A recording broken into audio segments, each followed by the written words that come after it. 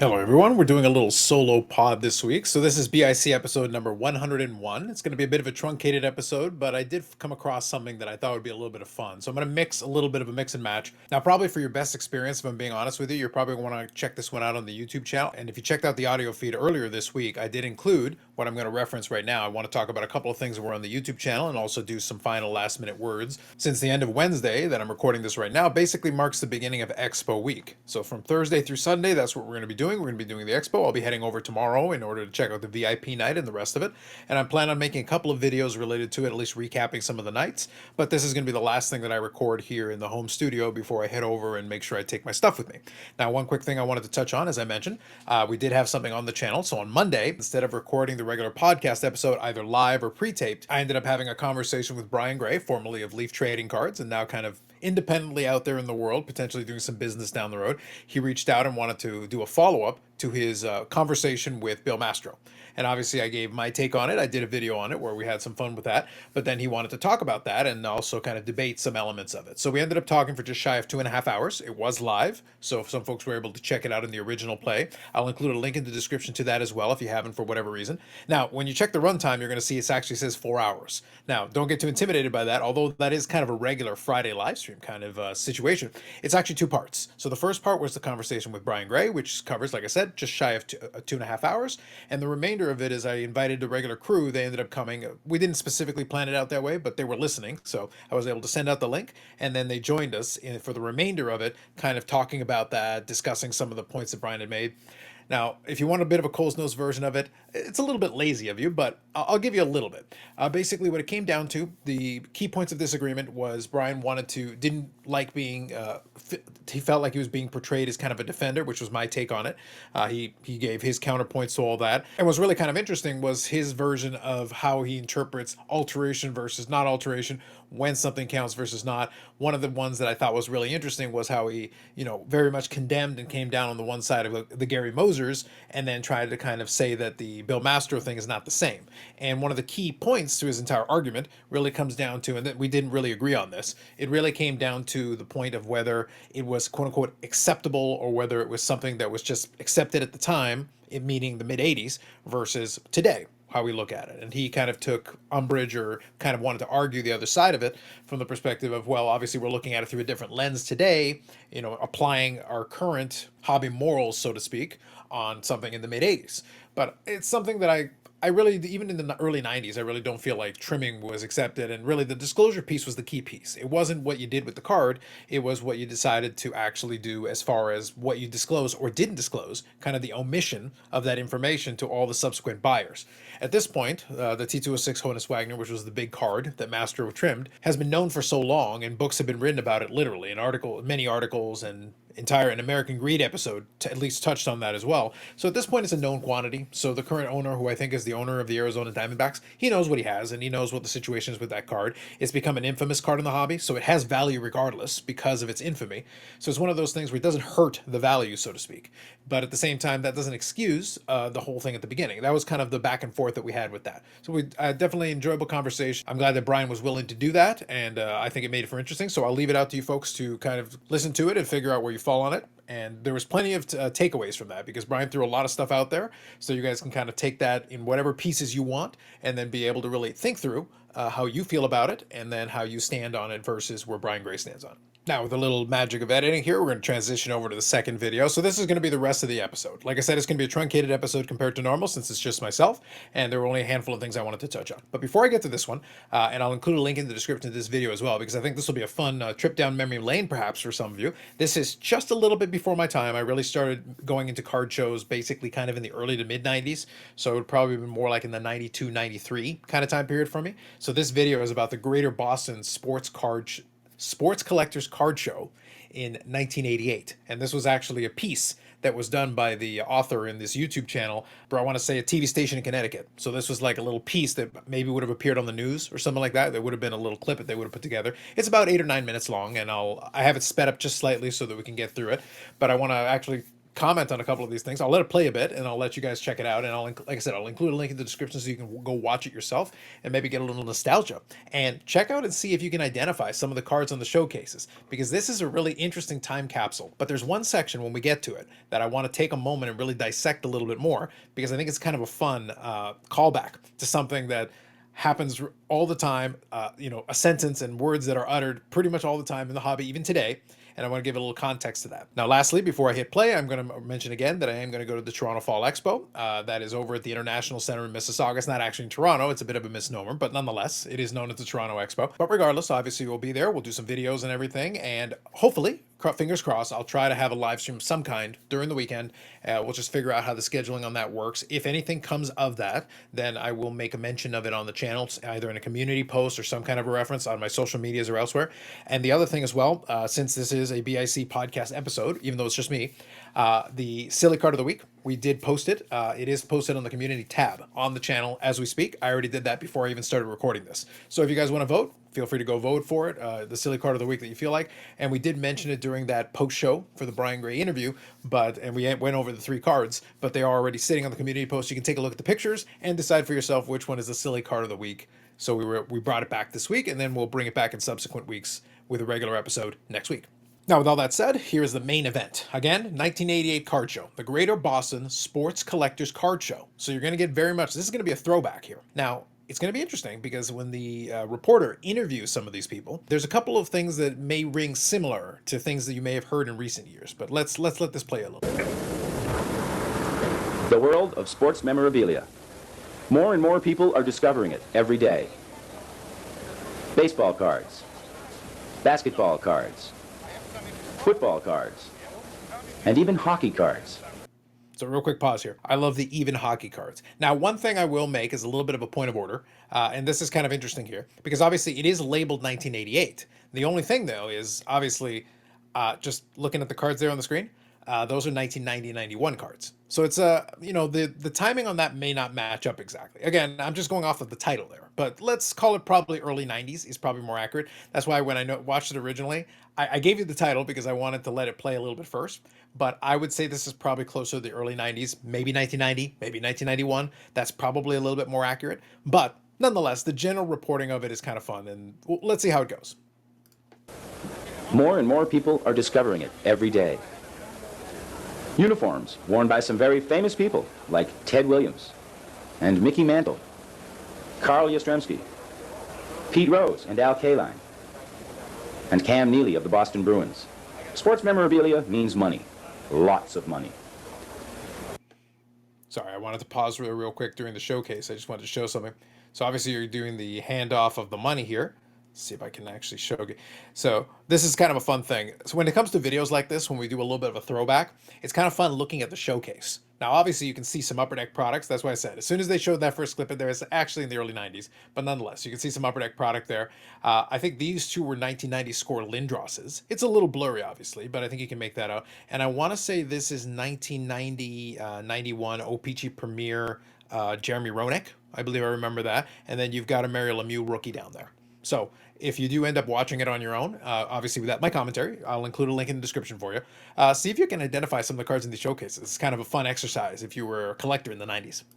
Lots of money. Old sports magazines bring back memories of the good old days, like the days when the Braves used to play in Boston. Autographed baseballs are very popular and very expensive. This Mickey Mantle ball sells for $55. One thing that definitely stands out with that, so number one, and also this Whitey Ford autograph sign here with the different prices. So flats and balls, $15, and bats, $25. So it's kind of fun. And they're going to show Whitey Ford here in a minute signing some stuff. But $55 for a Mickey Mantle baseball. Obviously, think about what that would cost today. But Mickey Mantle was still alive at the time. So obviously he would have still been signing quite a bit. But also you got to factor in the other part of it. Think about how many of those baseballs were probably not signed by Mickey Mantle. So it's you have to kind of wonder, like, for $55, are you getting the genuine article, or are you getting one that somebody somewhere was able to forge? But there were a ton of forged Mickey Mantle autographs there. So $55 or not, it might have not actually been a great deal if you weren't actually getting the genuine article. In this case, with Whitey Ford signing it in front of you, at least you're getting what you pay for. Many shows offer famous athletes from the past and present as autograph guests. Although the signatures aren't cheap, meeting these heroes, shaking their hands, and getting their autograph is a moment that will be remembered forever. bats, and balls, and money. More and more people are discovering it every day. The one thing that is also a bit of a throwback here on this one, I love the multicolored curtains in the background. Those were actually a staple of the of kind of the expo years back. Although I think it was kind of blue and yellow, I want to say. I got to see if I can find some old pictures, but I think they were blue and yellow for expo. But nonetheless, this whole curtains thing is kind of, I guess, staple of 90s card shows, especially this type. Over the past few years, the buying, selling, and collecting of sports memorabilia has become an incredibly big business. Today, it's very likely that you have 2, 3, perhaps 4 baseball card shops within 25 miles of your home. It's also very likely that you have anywhere from 10 to 20 baseball card shows within 50 to 100 miles of your home every weekend. Let's take a closer look at what was once a little boy's hobby and today is a multi-million-dollar business. Sports memorabilia shows are usually tagged as baseball card shows. But you're sure to find a lot more than just baseball cards. If you're in the mood to just browse, there's always plenty to look at. You can spend a king's ransom in a matter of moments. But no matter how little or how much you spend, you'll walk away with a piece of nostalgia for part of your collection or as an investment. Yes, some people are just investing their money hoping for big profits in the future. But most people are collectors at heart. I'm going to enjoy some of these interviews here in a second, and I will let them play all the way through. But I love that here it is, somewhere in the early 90s, like I said, good old hashtag invest. We got to love the spirit of hashtag invest. By the way, you're going to enjoy some really good Boston accents here about coming. Let's talk about some cards. Pretty serious collector, so I came to check it out. And what do you collect? Mostly just baseball cards, but a little bit of football, too. I'm just a big collector, and I collect cards. I've collected since I was a little kid, so I like cards. I collect all the cards, and I don't know, just like to collect. Just shopping around. Have a bag full of stuff in my trunk already and making the last-minute purchase before the show closes. Okay, this guy makes me laugh. I love the fact that he's got kind of an angle to him. He's a little bit shifty. He goes, I got stuff in my car. Is it cards? Like, what kind of stuff do you have in your car, sir? And why are you, like, angled very suspiciously while you're holding your box there? Like, this dude just cracked me up when I saw it the first time. I was like, I got questions, sir. I'm extremely suspicious because of all of this. You know what? I don't want to know more.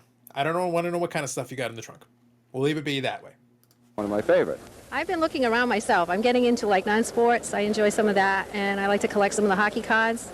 And I like to look. I look at the cigarette cards, but I haven't bought any because they're a little high price for me right now. But I do enjoy it very, very much. You've been spending money today? Yeah, a little bit. I'm starting. I'm just getting my feet wet in the hobby. But I'm looking at it not only for pleasure, but as an investment a little. My dad's a dealer, and I always come with him for at shows and stuff. Do you like coming to these shows with your dad? Yeah, it really helps me a lot, and he gets a lot of money. I always get a little. Do you spend some money here? Yes. What did you buy today? I bought a wax box of Pro Set Hockey, and I bought a lot of cards. You having some fun? Yeah. Andy Brickley cards we're looking for because we can get his autograph tomorrow. I collect baseball cards, and it looked there were a lot of tables here, so I decided to come on. What have you been doing since you got here? Bought a Brett Hull rookie OPG and a few other cards and sold some Upper Deck Commons. Are you having fun? Yeah, I'm having a blast. No, I'm not happy to be here. It's too warm in here and it's very crowded. My husband drags me to these things all the time. The dealers that I spoke with seemed very enthused about the current state of the hobby. Now, if any of you are a little bit old school, you may recognize some of the dealers that they're featuring in this. One other thing, so it was kind of fun having the different cross-section of folks that were a part of it. They did find, they found the mom. They did find a lady there who was part of it, but also cover the investment piece as well, which was kind of fun. And it was interesting. And also, I will say, Eric off somewhere, wherever Eric is, he'll be very pleased that some folks were enjoying some pro set hockey back in the early 90s. So that's why I said it kind of leads me to think it's probably about 91, right around when the pro set would have come out. Because I don't think by 91, I don't think too many people were as interested in pro set hockey. Although, you never know. 90-91 pro set hockey, though, had an amazing rookie class. That 90-91 hockey series, the entire rookie class that year was fantastic. That's one where I really do think it would be very interesting to see what it would have looked like if they had had similar kind of products to today. Obviously, with all the hype of a Connor Bedard and those kind of players. Well, imagine having a whole rookie class full of players that at one point or another were deemed as top-tier stars, or a bunch of them that eventually did end up in the Hall of Fame. So it's kind of interesting to see what that would have looked like, especially if you had the kind of hype cycle that you had back then. So again, this gentleman, I believe, he's never identified, but given listening to him and given his face, I'm pretty sure, I think that's Al Rosen, Mr. Mint. And then they do showcase 707 sports cards. So if you pay attention, you'll see some possibly familiar faces, if you remember from back in the day. But here, we'll let it play a little bit. People are spending money this weekend. Sure. Yeah, a lot of people here. Most people buying, newer items. There is some action in some old items. I have sold a 52 Bowman football set, large set here, for $6,000, which was purchased right here in front of me.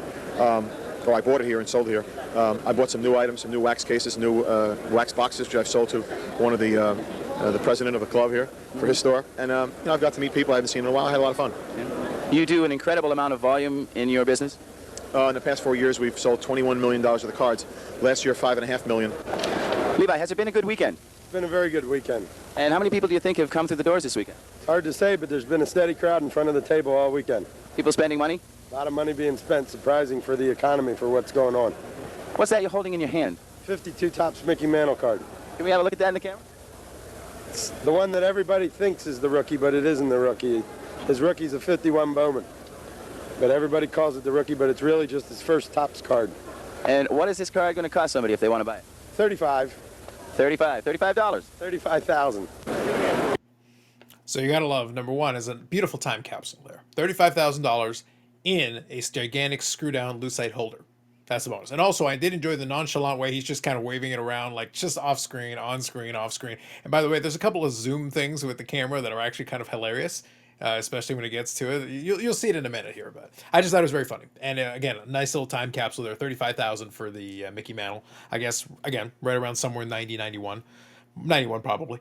And it's just kind of funny, the approach that he took to kind of explaining and describing it. It was very, very strange, but nonetheless, we'll let it play on here. Baseball, Mickey Mantle, Babe Ruth, it's our childhood. People come to shows to recapture their past. There's a lot of talk about kids. All right, sorry. I did want to cue this up before. So as soon as this gentleman starts talking, this next minute or so is actually going to be extremely entertaining. So I'm just going to back it up a couple seconds. I want you to listen, though, to the question, and then I want you to listen to what he says, and then think about what the current day is. So here we go. Let it play. Past. There's a lot of talk about kids being priced out of the hobby. Do you think that's happening? Absolutely. It's that's one of the tragedies of this thing. When I was a kid, I was crazed with this stuff, and I could afford it, at 5 cents a pack. Now it's coming out and it's $100 a box, and there aren't kids out there unless their parents have money. They can't afford it. Absolutely cannot do it. I really don't think so, because I had a kid that must have been about 10 years old come to my table today and whipped out a wad of bills bigger than what I had. He spent $60 in a blink of an eyelash. So I really don't think they are. I think they're picking and choosing more what they're buying. And what's the future of the hobby? That's tough to predict. Based on the fact that business is still good when we're in the middle of a recession, I think once we get out of the recession, I think the hobby's going to boom again like it did about 3 or 4 years ago. You think children are being priced out of the hobby? Yes, I do. I think it's, good old America, the American way to make a business out of something. I don't think there's anything wrong with that, but I do think that a child that wants to purchase a card of a Reggie Jackson or a Mickey Mantle or a Harmon Killebrew or a Carl Yastrzemski is priced out of the market.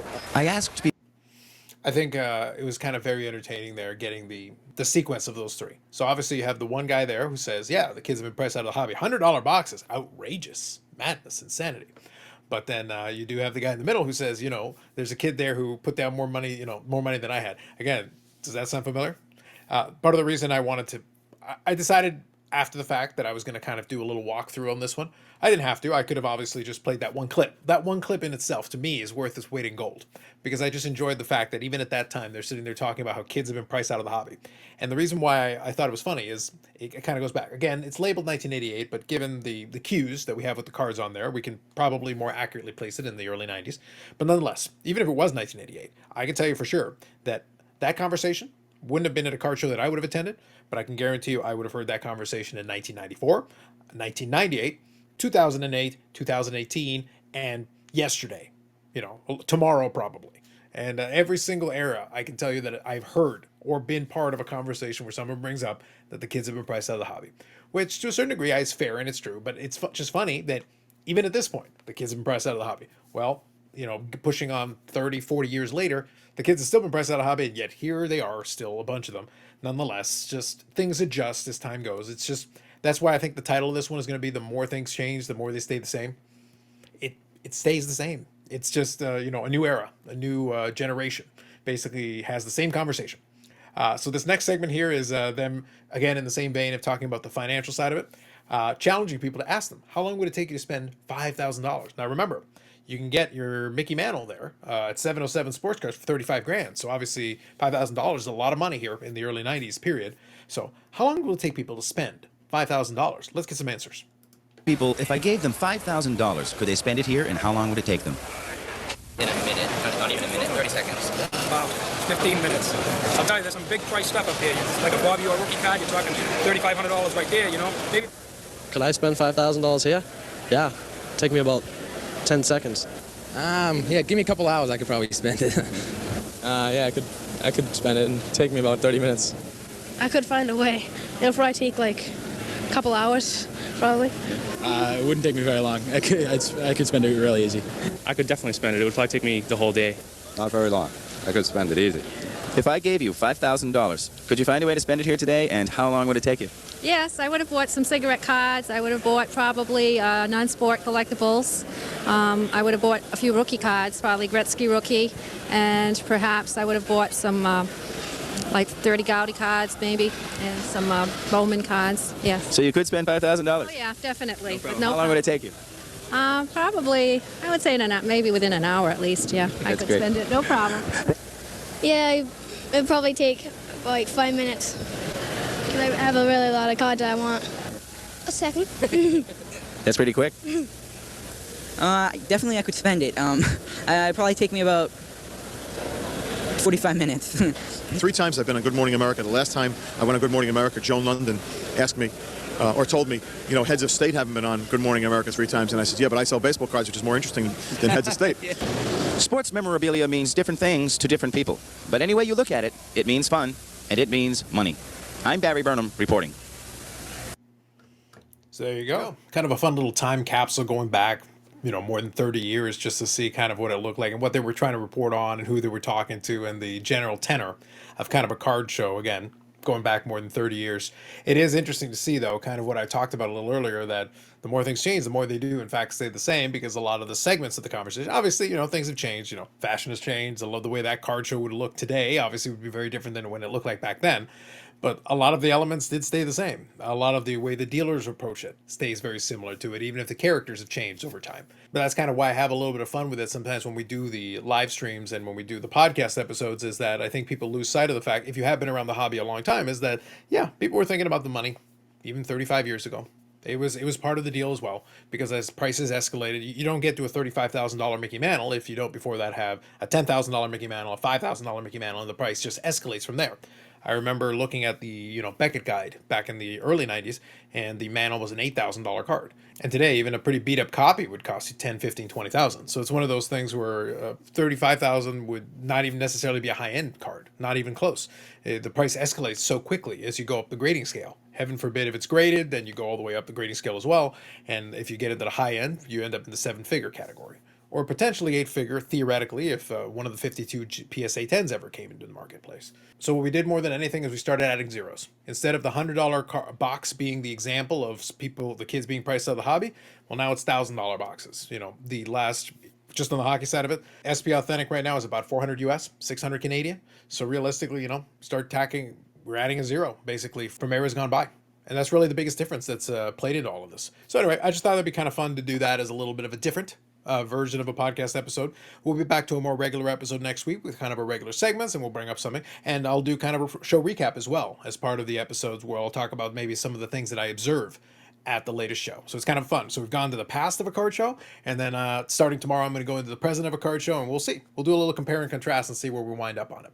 But nonetheless, so for the YouTube version of it, if you check out the YouTube, you're probably going to get a little more out of it since you'll be able to see more of the visuals. Unfortunately, this one isn't great for audio, but you can still get something out of it listening to what people are saying. But check out the video version for the full experience on this one. And I'll try to include a video version of it for the podcast where applicable. And if you do have a video player that can handle that, then probably you'll be able to get that as well. But otherwise, if you're on the YouTube, there'll be more videos coming up on the channel, live streams on Fridays at 8 p.m. Eastern Standard Time.